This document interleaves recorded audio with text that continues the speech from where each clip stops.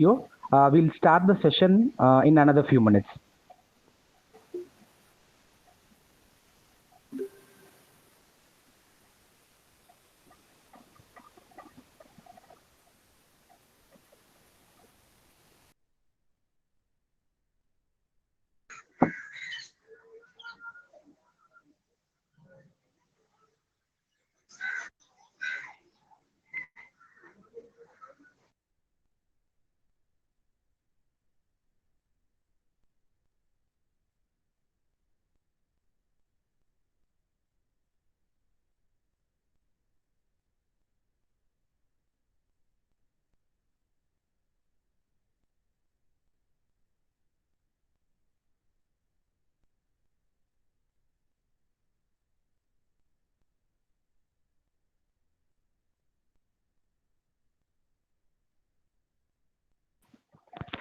Good evening once again. Thank you for joining the session today. I would like to invite our speaker of the session today, Dr. Balasubramanian Ramani. He had obtained his bachelor's degree in zoology from Bharatdasan University. He further pursued his PhD in marine botany from Leibniz University, Hannover from German. Presently, he is serving as an advisor and regional coordinator of India relations at the Leibniz University. He founded the Indian Academic Society at Leibniz University of Hannover in 2009, and he created a platform for Indian students in Germany, which has been officially endorsed by the Embassy of India, Berlin. He played an instrumental role in the installation of Mahatma Gandhi's bust at a prominent location in Hannover City. He joined German politics as a member of the Socialist Democratic Party in October 2012. He was elected as a councillor and member of the City Council for Hannover Central Constituency in the year of 2016. He is also an elected member of the Committee of International Affairs, Europe, and International Integration for the entire city of Hanover. We are happy to have you here, sir. Over to you.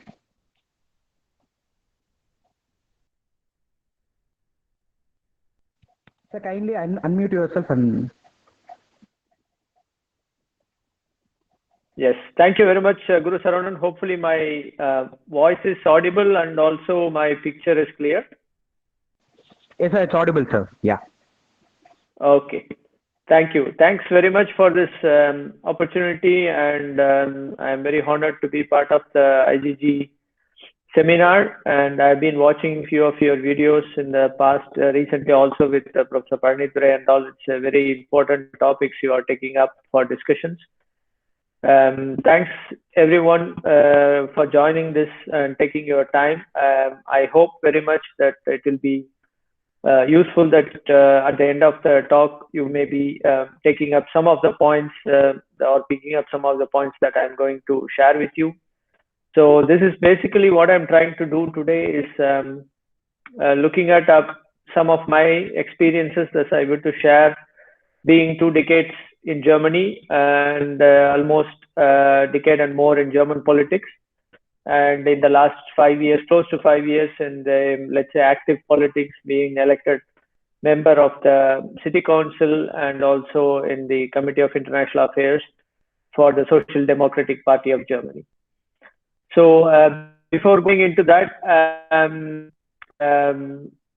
Mr. Saravanan was explaining a little bit about myself and my background, just because the voice was a little bit up and down, I'm not sure everybody could actually get the whole gist of what he was saying. Just for 2 lines I wanted to say, I am very much part of India, in the sense that though I'm almost 20 years outside India, where I was born, and till my master's I did in India, and then moved for my PhD to Germany. I'm very well connected with India, because obviously my hometown, which is a small village hamlet in the district of Tanjavur in Tamil Nadu, which I regularly visit for my holidays, and I'm very active in maintaining our ancestral farm in the village, having paddy and other kind of pulses and all, which we grow. And we have our own village house there, and also very supportive to my family in running the almost century-old, 100 years old middle school there. This is also we are taking care.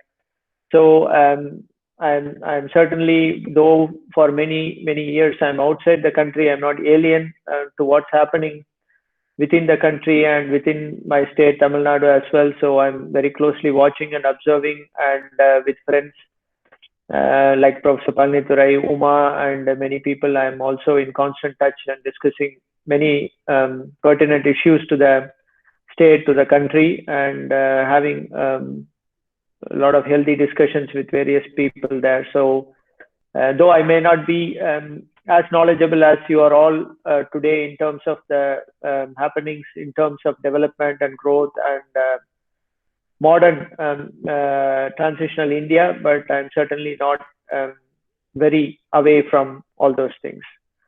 So the interest for me today was to take next 20-30 minutes time to spend with you in what I have learned in Germany, and in terms of politics, political system, and also in terms of how the decisions are made, and what kind of thinking and thought process goes behind those decision making, and what is their history behind how the political system works and the party system works and the decision within the party are made. So I think probably this could give you some understanding of how things are working in one of the major economy in the world, and one of the very successful countries in the world, not only in terms of economic powerhouse, but also in terms of a country that plays a very crucial role in defining European Union policies, and also in terms of working together with major economies in the world as the motor or engine of Europe, not only in foreign policy and monetary policy and many other policies that comes through laws from the European Parliament. So in that sense, I think maybe it would be of a large interest also to see how different systems work successfully, but all at the end of the day converge in a point where the politics has to be for the people, and politics has to be beneficial to the society, and political decision that is being made should be long-term sustainable, and to use the resources in a very responsible way, as we are no more so-called infinite in terms of resources, and because already modern humanity has almost destroyed many parts of the world which cannot be rejuvenated or reactivated anymore. It's lost is lost. So I think it is very important for all of us, when we looking at such decision making, in terms of it in a very responsible way, not only looking at in one way rather than holistic decision making. So let me first speak a little bit about how the party system works in Germany, or broadly the political system.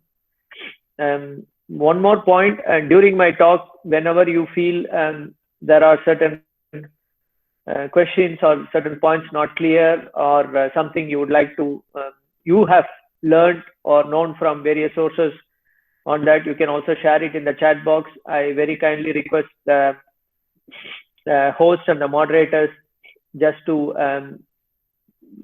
you can always interrupt me, and if things are not clear, if some questions is coming, you can always interrupt me and put me that question, so that I can take that into account while I'm speaking, and also I can give answers whatever possible which I can do it. The party system, I do not know how you are all familiar with, but major parties, if you look at Germany, it will be very handful of parties only. So the oldest, if you can look at the Social Democratic Party, where the very famous chancellor is equivalent to prime minister in our country, like Helmut Schmidt or Willy Brandt. You might have heard these names, or Konrad Adenauer. These are the big names, but Helmut Schmidt and Willy Brandt, they are belonging to this party.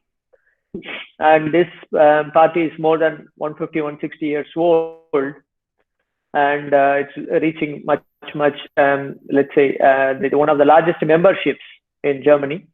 And the next is the Christian Democratic Party, CDU, and CSU, so which is also having a very large membership. And then you have the left, and then you have the Greens, the so-called Environment Party those days, but now they are mixing in many of the common issues as well.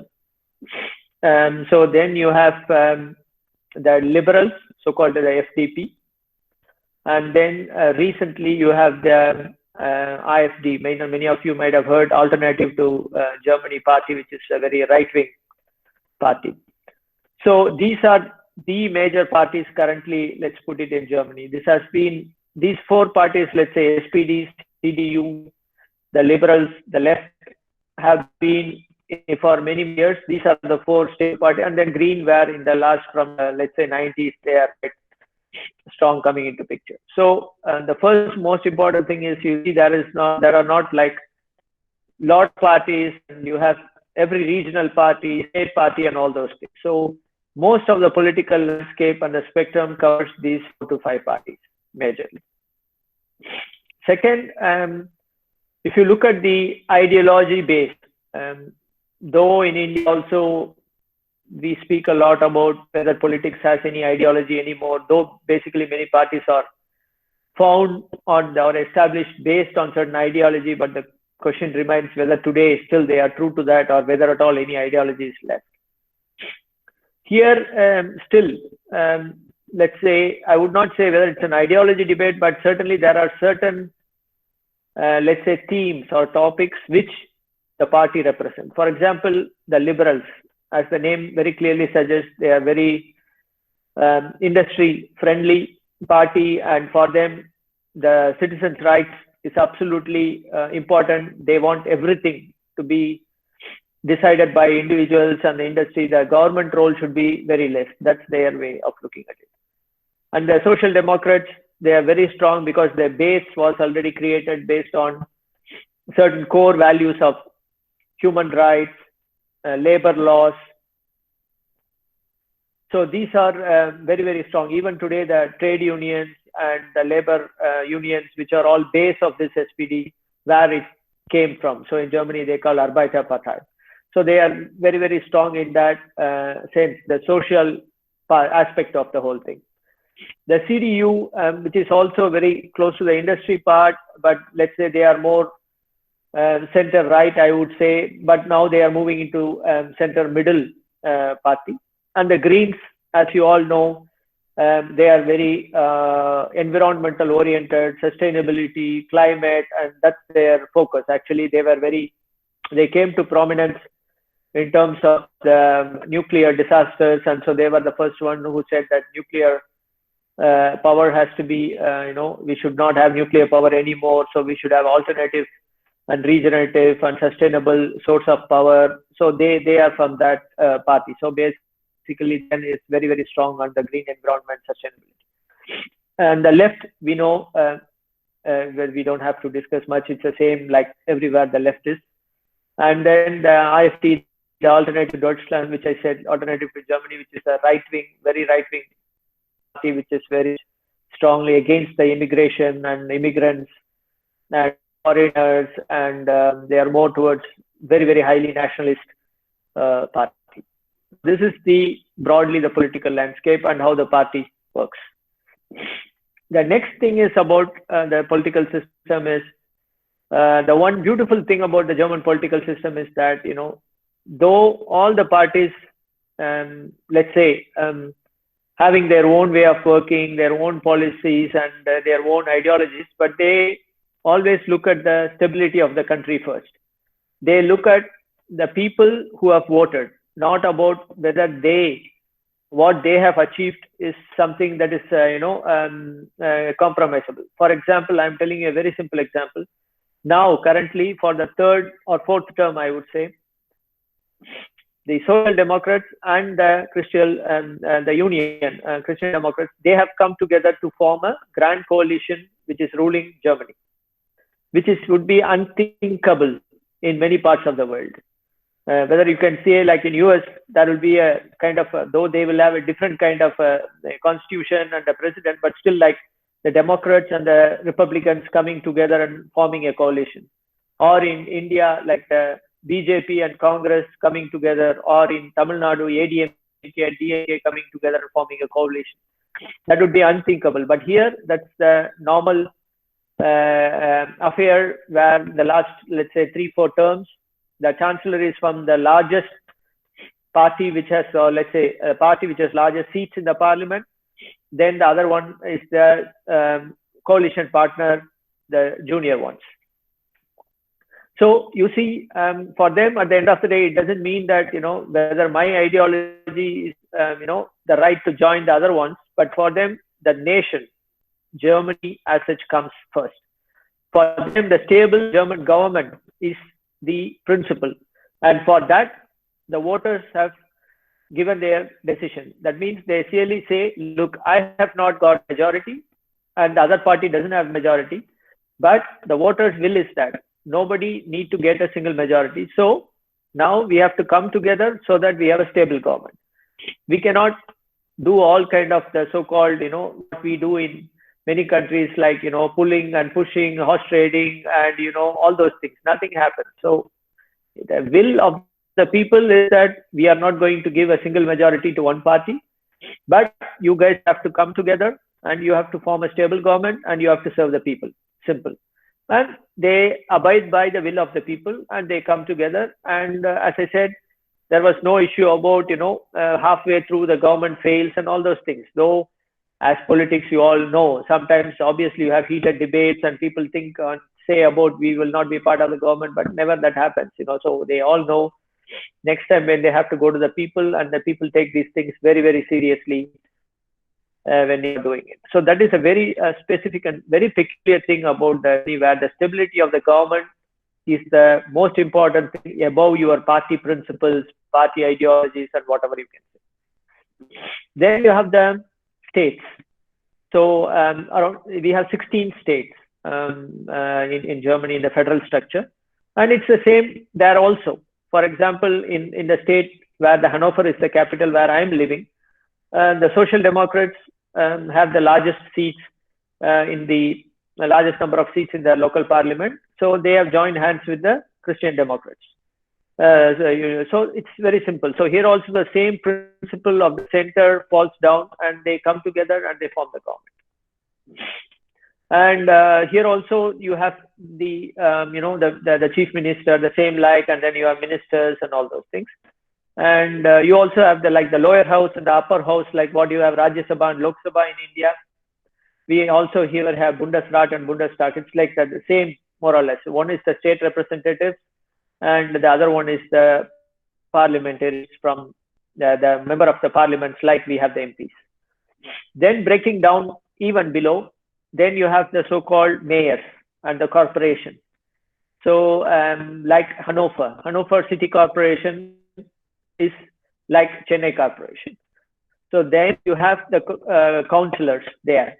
So then within the councillor, then you have constituency. Like you can say, the North Madras, South Madras, and you have the, then you have, let's say, Anna Nagar, Adayar, whatever you can call it. So each and every, let's say, the corporations, counties, and they have their councillors and they build up the city council. So in the Hannover Central Constituency, where I am part of the corporation councillor. So that's how you look at the local, where we have then elected mayor, but the mayor is not elected from, let's say, from the party councillors, rather than mayor is directly elected by the people. So you have a separate election for the mayor, and then you have a separate election for the corporation city council. So then the mayor is elected. Once he is elected, he is, let's say, the administrative head of the whole administration of Hannover. Then you have the city council, where he is also the member, but then he is not the head of the city council. So that is where you have to look at the beauty of the decentralization of the power, and also where you don't have an absolute power in one person's hand. Though the mayor has a lot of powers, but at the end of the day, it's the city council comprising, let's say for Hannover, 60 to 65 councillors. They finally enact the law, they enact the policy, and they are the one have to finally give the okay for the budget and everything. So the mayor has to implement whatever decision is made in the city council. And mayor cannot overrule the final decision of the city council. So basically the collective, political, let's say, decision making is the most crucial and very important thing. And it's very, very decentralized. For example, when you look at if a mayor can propose an idea, let's say he wants to build a school, let's say, in a place, and he posts it, and he can also suggest a budget, but then it's the city council has to then make a detailed study of the ability, of course, together with the administration, because the politicians themselves do not do that study, but then the administration does it. But order to the administration to say, look, the mayor has put up this proposal and we want to discuss about it and take a decision. So you have to prepare a concept and you have to prepare the feasibility study and you have to give us a budget and everything. Then it comes to the city council, and the city council has then different groups. Let's say it's the same like an SPD or CDU, the Green, whoever has whatever mandate. This group then discusses the proposals from the administration or for building a school, and then they come out with a suggestion, criticism, or some party can completely reject also the proposal and say we don't need a school. So that's also possible. Then finally the majority, whichever party has and whichever coalition they can build upon, then they will be giving that final proposal idea, and then the mayor has to, or the administration has to implement it. There is no way go. You cannot overrule that. That's the final decision. And the other beautiful thing is in that so-called, you can little bit compare like the panchayat level, what I'm trying to say, the community level, where the politically opposite parties can also join coalition based on the subject. For example, the Social Democrats and the Christian Democrats, they were always loggerheads. They are like opposite party, like in India, if you can say Congress and BJP as of now. But still, in the local counties, like I said, if it is a North Madras council where that is happening, there they don't have to obey the so-called orders from the top party, and they can say, look, in our North Madras constituency, for us, we want to join hands, though in the top politically different, but for us here, that's the best. We will come together to do things. Then they can do this, because then again, as I said in the beginning, at the end, the people are looking at, doesn't matter whom you are aligning with whom. For them, you have to have a political stability.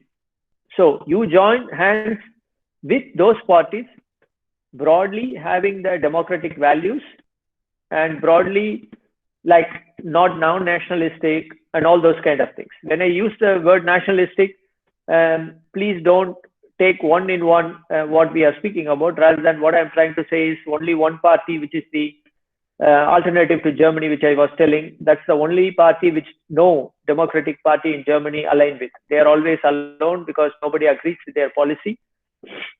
They are alone. But other than that, with any policies like left, they always form coalition based on the topics. And for them, it's important. A bill is passed, so the work is going on. So there is no blockade of a bill tabled, because in the 5 years they want to make sure the budget is is utilized. So unusually, it's not just staying for the sake of one or other person, one or other parliamentarian's ego and things like that. Nothing works that way here. They are very professional politicians, That is one thing also about it, whether it's at the panchayat level or at the top level, the politicians are very professional, and members of the parliament and the member of the state assembly, they get the salary. So, for example, that is also one good thing here is you don't have to resign your job to become a politician. You can be affiliated to any party and you still can do whatever work you want to do. For example, I'm working at the university, which is funded by the government of the local state government. So I'm a state government employee. So, but I can be with any party, and I can be with a party affiliation as well. So I am member of the SPD party, and I am still working for the state. There is no problem at all. There is no conflict of interest, and I am also elected politician. So there is nothing. It has to do with one or the other. Career is something different, and what you do in politics is something different. The same way, but only thing, if you want to become a member of the parliament at the federal level or at the state level, because the workload is quite high, you are given leave of absence from your current job. So your service will be still counted, but you are given leave of absence so that you join that and you get salary for that. So your salary is not lost. So the state will compensate your salary to the employer, let's say university. So this way, there is no conflict of interest between your party or your job. So that is one beautiful thing about it here. You don't have to immediately resign your job, what you are passionate about, and you don't have to pursue the politics. That's also a very special thing about this. And the other thing, at the panchayat level, when I spoke about the community and the counties and the councillors and the corporation, there the mayor is having a full-time job. So the mayor is basically the administrative head, so he will get a salary and full-time.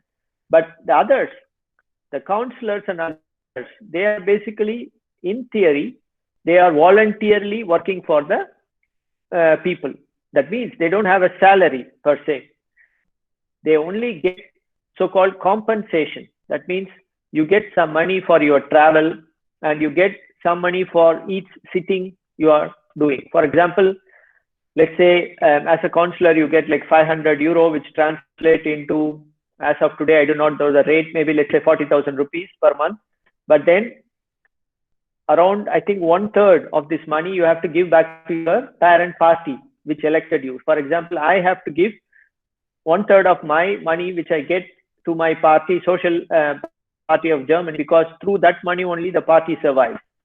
So I have to give back that, and the other half, not the other half, but I am also have to file my income tax for this money as well. So this is not something free of tax. So you see how much every cent what you are getting is basically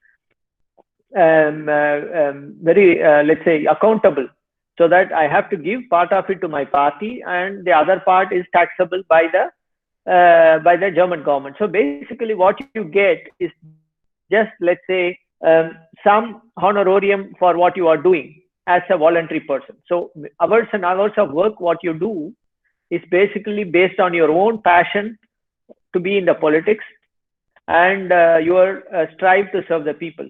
But it has nothing to do with through which you can live the life. It's not possible at all if you have your own private life just going with the communal politics or in terms of community politics and in terms of councillor, corporation and all at the low level. So you have to have your own career where you can get the financial resources, you can earn your financial resources for your family, but the politics is basically a voluntary thing. That has to be very clearly understood. It's not that you earn from that to live your life. That is not the case. And then let's come to some examples how a project or the funding is allocated and how your project comes to, let's say, to a concept level to real implementation and coming to reality. The councillors usually have their own expertise. Each and everyone, when they are as a candidate within the party, you need to spell out what expertise you bring. It can be that you are good in education and topics related, or you can be good in economics and those kind of things, or you are good in, let's say, environmental and sustainability topics, or you can be very good in terms of internationalization, or how to make your city international, or you can be good in terms of environment, for example, in terms of climate and alleviation of that issues. So there can be, or somebody can be good in traffic and mobility and new ways of mobility projects you can think about. So each and everyone has to think about in which topic the person is an expert. So that is very important, because that's how they look at the candidates also.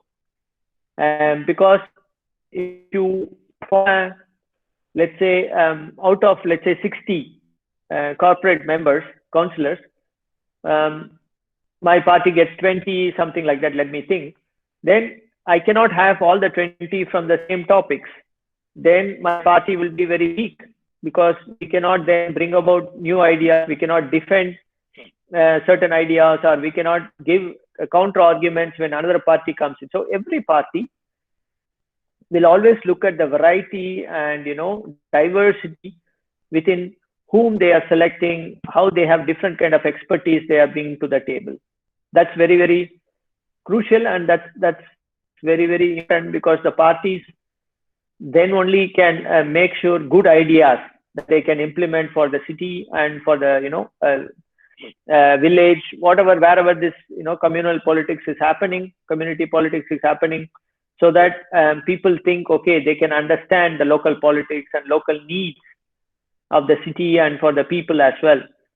And so for me, for example, I am my expertise comes from the fact that I studied botany, zoology, and marine biology. So I'm quite, let's say, good looking at the environmental issues, looking at the climate adaptation and sustainability. And also because I'm working at the university and university system, so I can also look at the educational policies. And also coming from international background, I work with more internationalization of the city, how the visibility, what kind of things the international people need, how we can make it friendly. Those are the things my expertise, let me look into that. And like every corporation, you have an annual budget based on your income, what you get, and also what is the money predominantly you get from the state assembly and further. But mostly how the budget is mostly from that tax revenues that's collected, and also based on the companies and also other income generation that happens in your city. And of course, other than that, project specific, you get money from the federal government, the European Council, World Bank, and many, many things. So now you have a budget, and each and every party must have given a mandate during the election, like manifesto, like every election, every party. So you would have said that we are going to build, let's say, 10 schools, 20 kindergartens, we want to invest more in the museum, or we want to make certain streets better for cycling, more cycle paths, and those many, many things. Now the question is, all the parties would have given their manifesto as well. So now the budget is the same, but you have now election is over, and then you have to sit down across, and then you have to see what is your priority as Social Democrats and what is your priority as the left and green. So everybody want to push their flagship projects. But there comes the negotiation, and then who has the better idea and who has the majority vote, and so there are many factors that plays a role. For example, you might have heard a lot of things about Germany. In 2015, they opened the country for refugees when they flew from Syria. So suddenly there are a lot of people from outside, and so we need to take care of them, and it's a very highest priority for all the parties. So then comes the issue whether you want to build houses for them or what kind of facilities you want to give for them, and so a lot of things. Then you come out with a project, and the project, how the project comes. The experts like us, the councillors, we think about it, because we are so-called experts in each and every field, and then we come out with certain projects on implementation, and we say, look, the refugees are in certain buildings they are living, so the building doesn't have, let's say, internet. So we have to implement wireless connection to the whole guest house that they are living. So that could be a small project. I'm just trying to break it down so that you understand. So I put forward this idea through my party, telling, look, they are also human beings like any one of us. They also need the basic right of having the internet. They need to correspond with their families. So we need to give them the wireless connection. And so I come up with a project, and then I design certain, certain way of doing it, and then I put a budget and some number to it. And this goes to the party, the fraction, which is the group, let's say the SPD group. And we discuss. And somebody comes and says that, oh, this is too expensive. Can you look at it in a different way? Or some says, is it a high priority now? Can we do it a little later? So the whole lot of debate happens, and then it's my duty to convince them, my project is good and it's very important and everything. And then if I could convince them, then it is approved within my SPD group. And then it goes to the local parliament. Local parliament in the sense, let's say corporation in the sense. And in the corporation, then every party, also the other parties, they discuss my application or our application, SPD. And then they say, some of them say right away, no, we don't want this, we reject it. Or someone say, yeah, it's a good idea, but it's too expensive. So then again, the discussion happens. And finally, if you can convince your coalition partner or one or two parties, and you have maximum number within the parliament for the vote, then you can get it done and your project is approved. So this is a very normal process, how any project that is approved. So in terms of power, it's not that the individual councillors are like, they are the most powerful and things like that. And nobody behaves that way as well. Everybody behaves in the political spectrum very, very cultured. And you don't even, nobody, really even feel that majority of the councillors have been already there. After the election, nobody cares in terms of it. It's not that every day they come in paper and everything. And only those people who are so-called spokesperson of the certain expert groups, they are the ones who speak. Rest of them never come into the public domain at all. They discuss behind, they discuss in the rooms, but then they do a thing, they move on. But never they come across and do all kind of things. And those, so they are very, very professional, and for them, politics starts after their work. So basically, they don't mix it up, both the things, because it's not also by the people, nor it is something they can afford because they have to work for their life. This is something they do voluntary, so they can only do after their work. So this way, it's very, very, very clearly differentiated between how you continue, you do your politics, whether it's a state politics, central politics, or the communal and corporation. Hanover being a big city, you have a big budget, you have a lot of councillors, but if it goes to a small village, then you probably do not have so much of councillors, maybe 1, 2 or 3, and then, but more or less the system works the same way as it is for the communal and the panchayat raj. How can, if you want to use the term, just to compare it like Indian system, the panchayat raj system, that's how it works here. And they also have a strong corruption laws. For example, we all have to sign after we have taken vote that you don't, get, even you cannot, let's say, get some free ticket for a cinema, for example.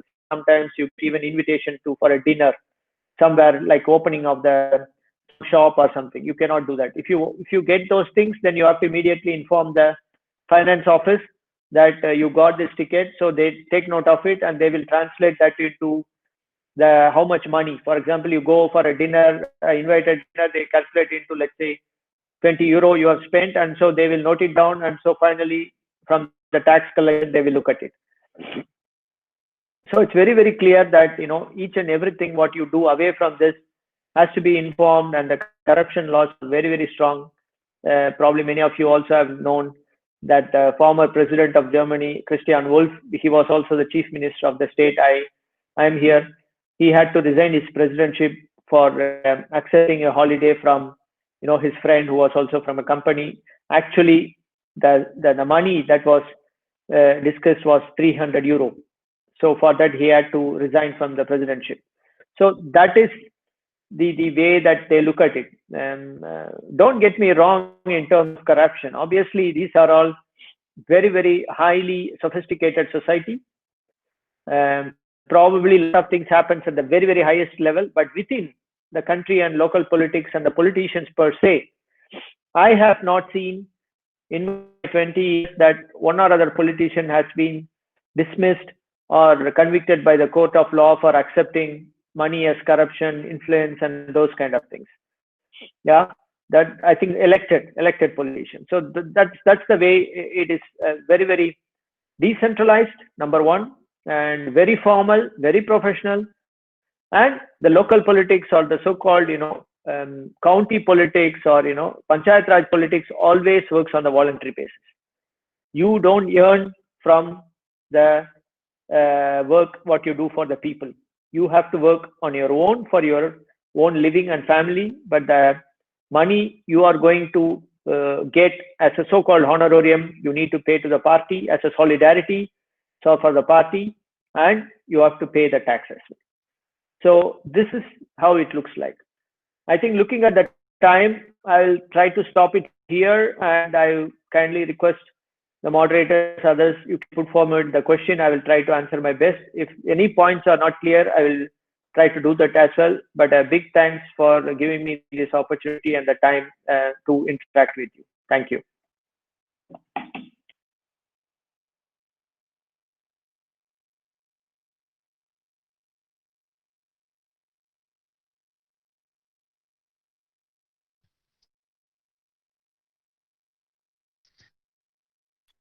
Thank you for the session, sir.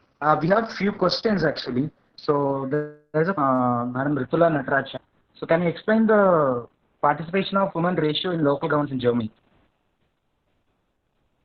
Women participation ratio. A very, very good question. Yes, very, very pertinent question.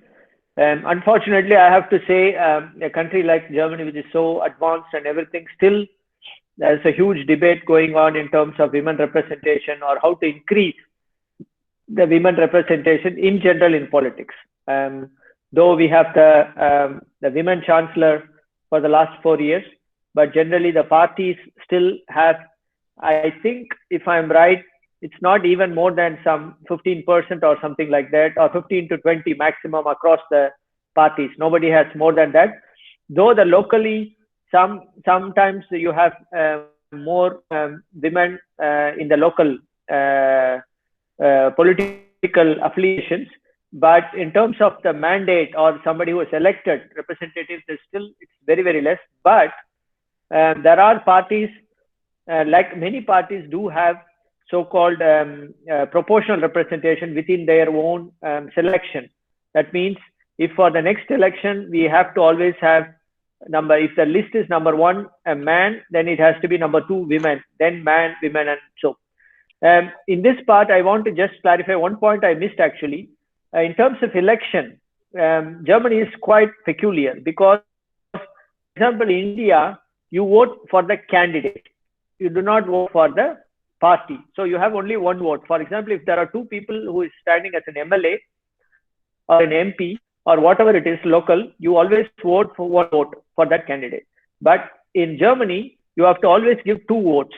1 vote for the candidate and 1 vote for the party. So what happens is, after the election, the party gets certain percentage of votes, and then the candidate also gets vote. What happens before the election? Each and every party makes a list. So thus, there are people who are very, very important, who absolutely want to come into the party wishes they have to be elected, then they place them at the highest list. So it comes the number 2, number 3, number 4. So in a let's say in Madurai, in Madurai, if the one party gets 50% votes and the local candidate also gets, let's say, around 6% votes, so he is directly elected against his next incumbent. So he is elected as a representative, but because the same party he belongs to also gets the highest percentage of votes, they can also send one more candidate. So basically, the party gets two candidates for the same constituency. So this is very much possible in Germany in the local governments, for example, and that's very, very special and very peculiar. But in general, it's always possible. What happens here is, if somebody who is a direct candidate loses the election, then also the candidate is secured as a parliament seat because the party has certain percentage through which they can send another 10 candidates into the parliament.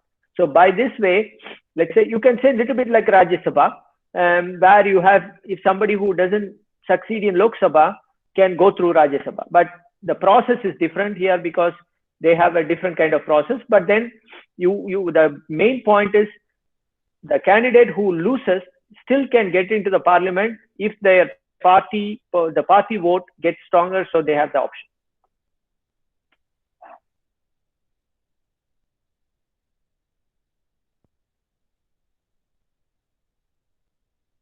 Okay, sir. There is another question from Inbarasan. What are the kinds of tax collected in your city corporation and how it is different from India? See, city corporation per se do not collect broadly taxes. You, as a citizen of Germany or anybody who is taxable, the major tax, I think it's between 40 and 50% of the salary.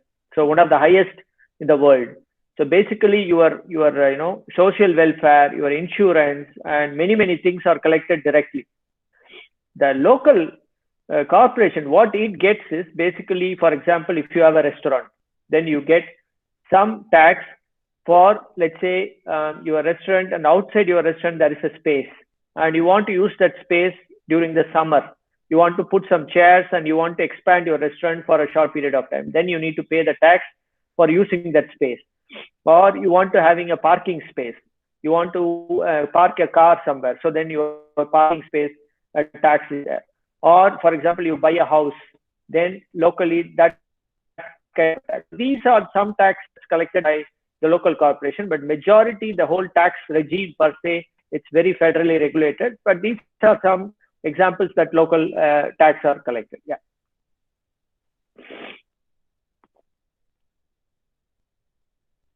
Okay, sir. There is another question from Mr. Mukil.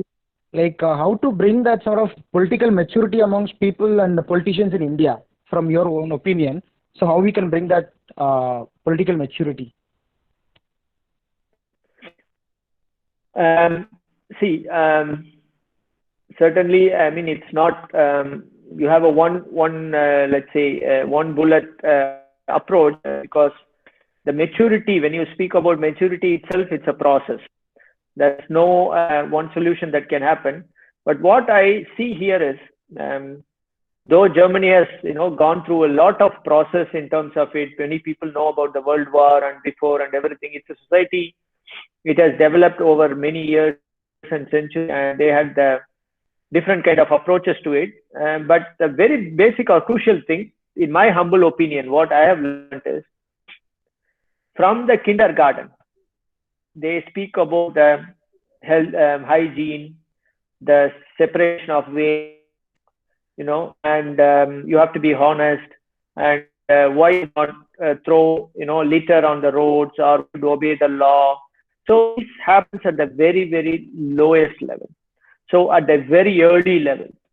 So, and it happens at the school, at the kindergarten, and at the home. So when this happens again and again, certain things you are very responsible about. For example, people are passionate about politics, but then they don't fight for it. They are responsibly discussing, and they are fine. You might have different affiliations, then you discuss, and then you move on.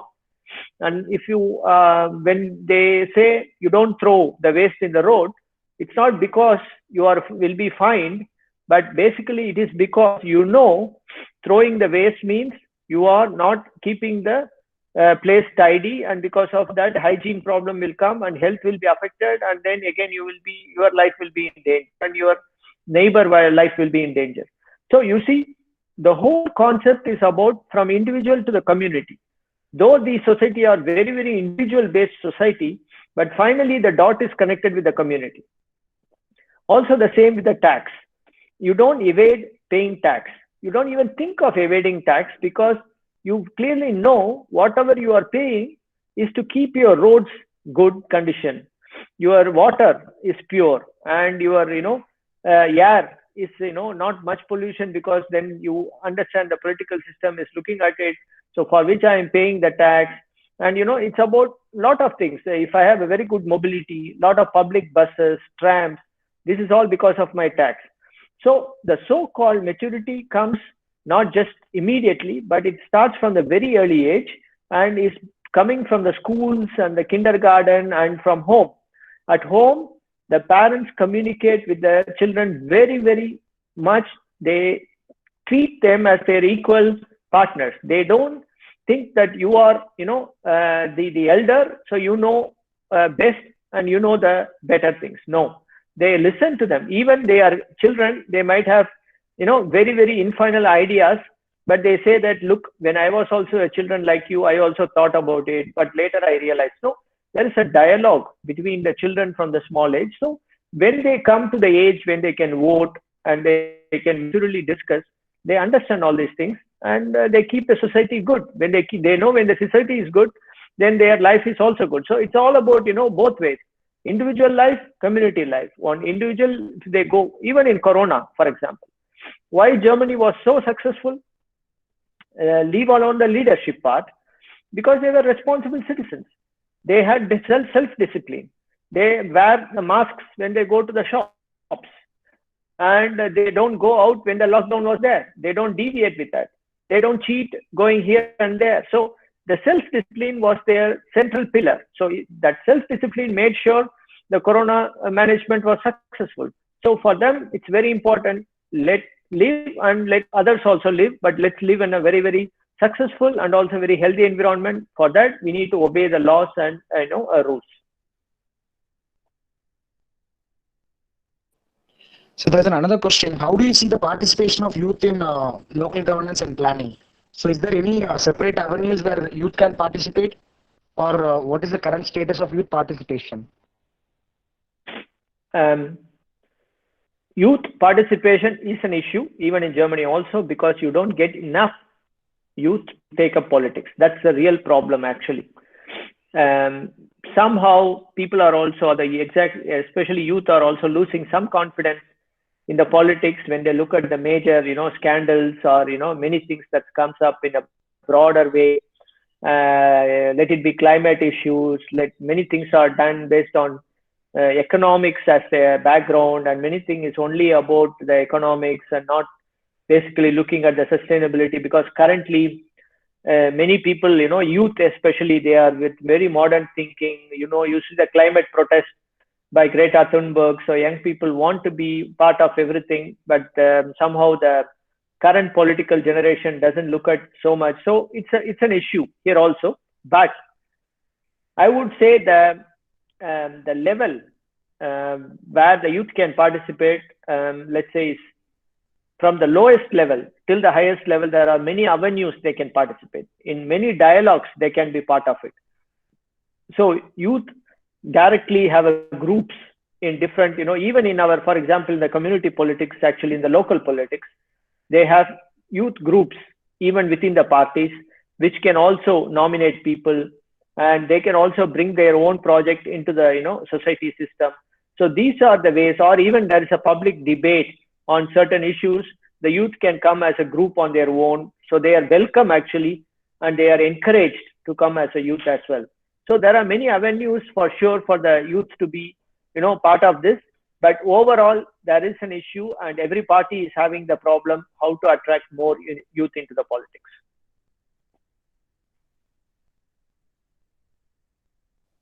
Thank you, sir. There's another question from Vidya, ma'am. what's Germany's outlook on Indian politics and political system?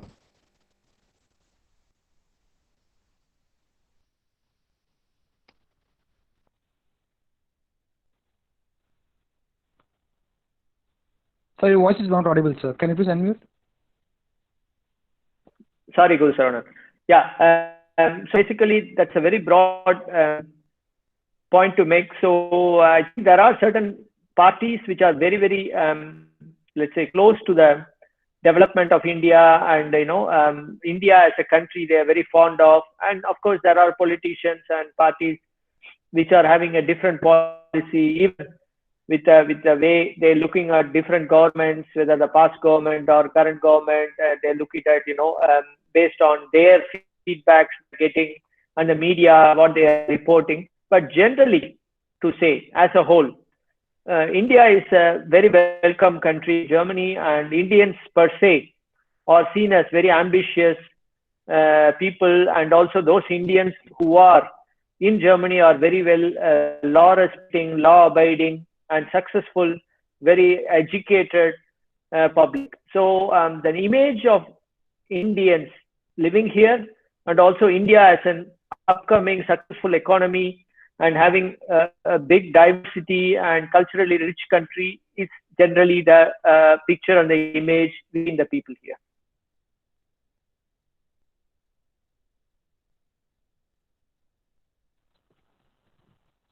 There is another question, sir. Is there any forum for people participation like Gram Sabha? Like in village panchayats, you can see Gram Sabha. For an urban local government, you can see we have area sabha or ward sabhas. So is there any such forum where people from, like elders, youth, or anyone can participate in the planning process? Yes, absolutely. In the whole development process? Yes. Right. There is a lot of forums, and especially for the seniors or the elders, that is called senior Bairat or senior committee, where the seniors, they have their own autonomic decision making, and they can elect their own chairman, and they can have its a participation process, which is then they can bring the things to the political body. Yes, for the youth also they have, for the women they have, and also for example, if a big housing or the, let's say, quarters has to be built, then there is a forum which can decide how it has to be, how the whole housing has to be, whether there should be a school or a kindergarten coming, or what kind of greenery has to come. So the whole planning process they can take part. Yes, it's very, very vibrant, and there are a lot of such small forums where people can bring their views and bring their ideas and plans, and that can be then brought into the political decision making body. Yes.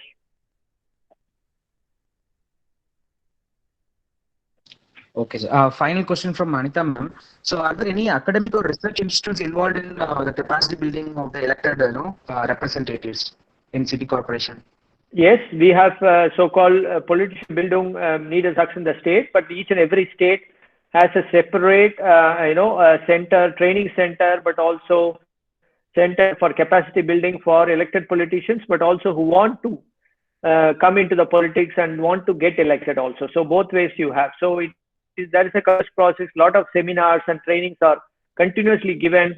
New case studies, best practices are shown to them, and the way you need to look at it, how to avoid corruption part, and all those things. So there's a lot of training going on, and many parties do have their own training institutes as well to build specific things. I think I can only remember Professor Parinithurai at this moment, the amount of training he gives to many of the newly elected panchayat members or the MLAs, and being part of the planning commission, many things like that, and exactly that, or even like what you are doing at GG, doing the same thing, reaching out to the elected members from different experts, but also specific training on certain decision makings and how you present your budget, how you want to present your idea. So yes, to give an answer, yes, there are quite a lot of institutions that working on it. Yeah.